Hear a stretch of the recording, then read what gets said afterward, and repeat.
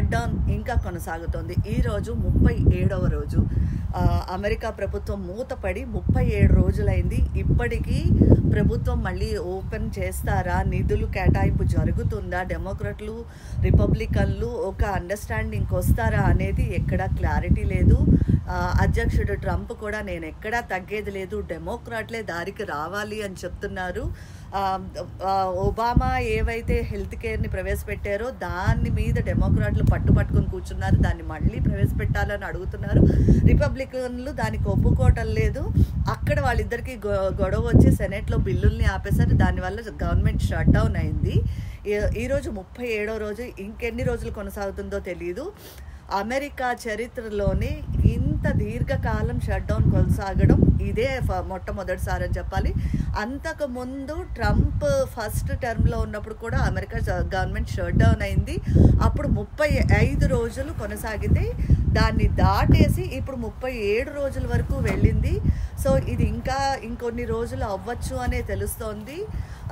ఎంతవరకు అవుతుందనేది అసలు క్లారిటీయే లేదు. అధ్యక్షుడు దీని గురించి అసలు ఏం మాట్లాడట్లేదు. డెమోక్రాట్లే నా దారికి రావాలి, వాళ్ళే దారికి వస్తారు అని చెప్తున్నారు. కానీ ఆయన ఎక్కడ గవర్నమెంట్ గురించి కానీ ప్రజలు పడుతున్న ఇబ్బందుల గురించి కానీ ఏం మాట్లాడట్లేదు. కానీ అమెరికా షట్ డౌన్ వలన చాలా నష్టం జరుగుతోంది. దాదాపు నెల రోజులై చాలామంది ఫెడరల్ ఉద్యోగులకి జీతాలు లేకుండా పోతున్నాయి. 44,000 మంది ఫెడరల్ ఉద్యోగులకి జీతాలు అందక వాళ్ళు చాలా కష్టాలు పడుతున్నారని తెలుస్తుంది. అలాగే వారానికి 1.2 మిలియన్ అమెరికాకి నష్టం వస్తుంది ఈ గవర్నమెంట్ షట్ డౌన్ వల్ల అని లెక్కలు చెప్తున్నారు. ఇది ఇలాగే కొనసాగితే ఇంకా చాలా ఎక్కువ అవుతుంది.